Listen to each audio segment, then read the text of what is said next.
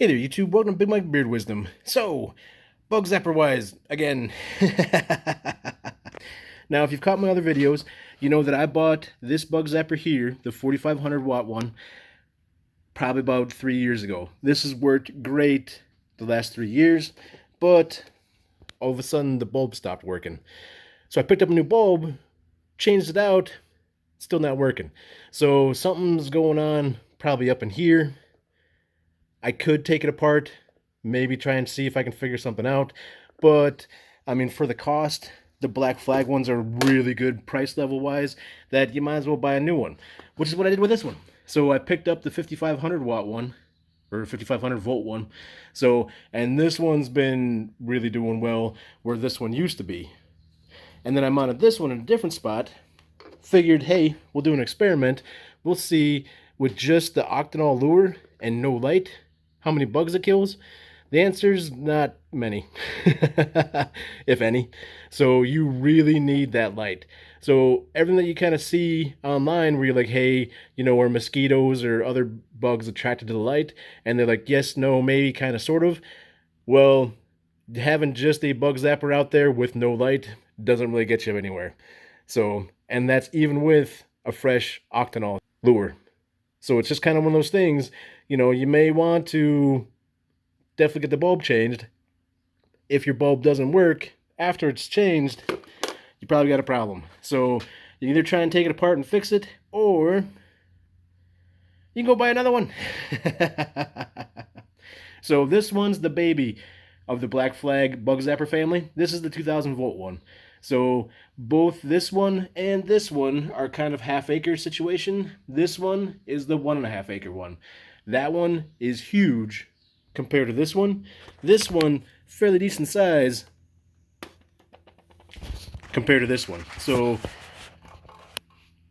about half the depth to it. And then with this one, we had that big moth that kind of landed nearby and clung to the edge. It was nice and far away from the zapper, so there was no way it was going to reach in and hit that zapper. This one, it's a little bit tighter. So, smaller total package. So, similar this way, but definitely way shorter this way. And then the hook's a little bit different. So whereas this one just has the knob up top with that nice rounded hook that'll kind of help center everything, this one's got a much broader hook. So it'll be interesting to see if in like high storms and stuff like that, if this has a chance of slipping off. This one with that style never slipped off, and the other bigger one has a similar kind of style one as that one. So it'll be interesting to see how this one winds up doing. I'm fully expecting it to be perfect, so I don't see any reason to expect any kind of issues. It's kind of neat when you look at the inside of it, just how small and tight that is. Compared to this one, there's a fair amount more room between the outside plastic cage and the inside actual zapping part. When compared to this one, which you can see it's been up for about 2 weeks, and that zapping centerpiece is just full of bugs. So, but tons of space in between here and the actual zapping location. So you'd be hard pressed maybe to get some type of big old bug in there. Woo, bird. Whoo. Anyways, not gonna be able to hit the zappy thing if you had a big old moth land on it.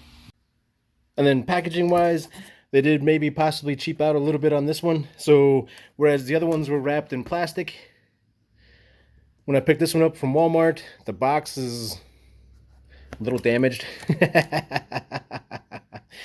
This was not wrapped up, which does sometimes worry me that someone's been in it, but it does have like the octanol lure inside of it.